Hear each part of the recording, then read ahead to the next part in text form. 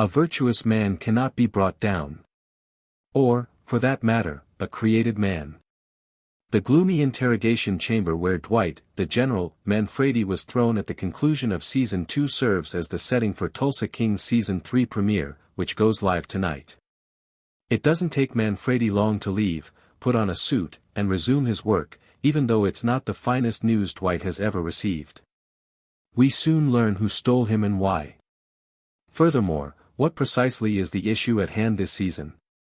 Bourbon is a spirit that will cause him to clash with his most fearsome opponent to date. The highlights of Blood and Bourbon are listed below. Meet Musso in the dimly lit chamber. Dwight is chained to the table and under a spotlight. A man in a suit enters and identifies himself as Kevin Pollak's character, Agent Musso, from the marvelous Mrs. Maisel. Dwight is reassured by Musso that Margaret is back at her ranch and safe.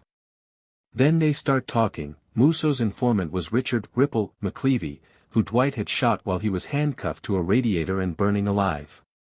The agent's 2-year plan to eliminate the Invernizzi family was ruined by his passing. With composure, Musso tells Dwight that he knows about the more recent deaths, the bikers. "Chicky, I know everything, but he won't accuse him of murder, at least not right now." Although he threatens to accuse Dwight's entire Tulsa crew, including Margaret, with charges connected to Dwight's activities, he will not do so if Dwight complies with his requests. "Or it gets really dark for all of you," Musso says as he exits the room. After being released, Dwight visits Margaret and informs her that she is not in need of the problems he causes her. He won't listen to her when she disagrees.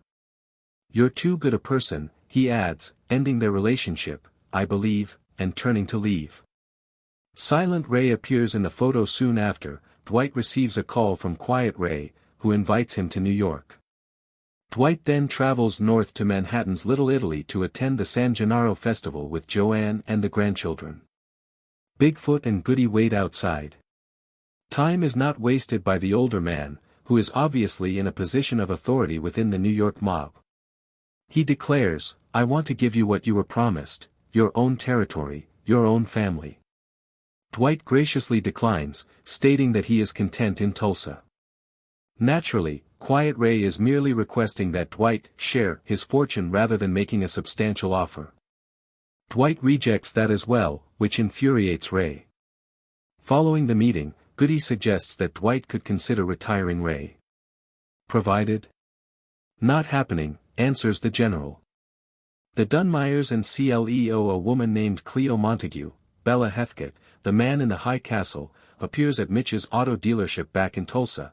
The way his eyes almost pop out of his head when he sees her suggests that there may have once been a little something between them.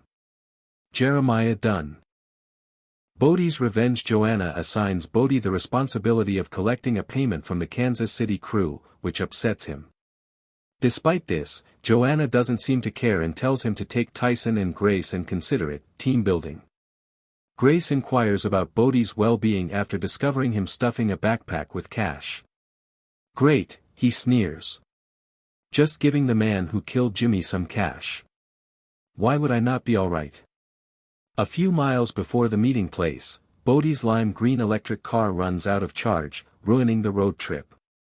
When the Kansas City lads open the bag and discover a number of comic books inside, things get even more messed up. Bodie picked up the incorrect satchel. While the other KC guys remain with Grace and Tyson, keeping weapons on them until they return, he gets into the car with one of the KC guys and drives back to even higher ground to retrieve the money.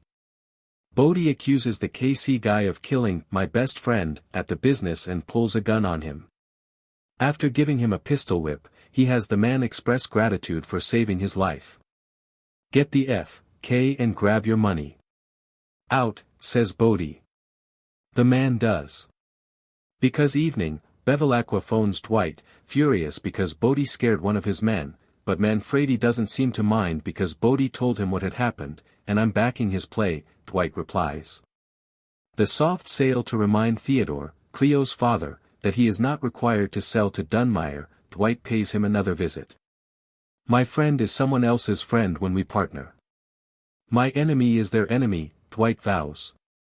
Nevertheless, Montague fears that if Dunmeyer backs out of their agreement, he will react. Musso later calls Dwight since he is aware that he has been visiting the Montague residence. Are you watching me? Manfredi ponders. I'll stay in contact, Musso declares. Episode 1 of Tulsa King, Season 3, which is available to stream on Paramount Plus in 2025, features Robert Patrick as Dunmire. Brian Douglas / Paramount Plus is the photographer. Thanks to Paramount Plus.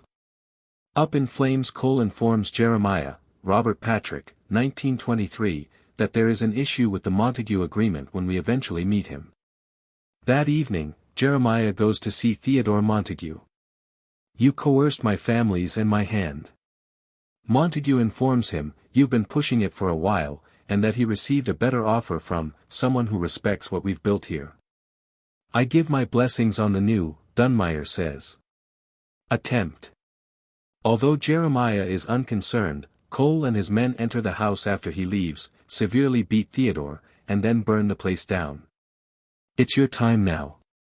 How did you feel about the season's debut? Use the poll below to grade it, then leave your thoughts in the comments section.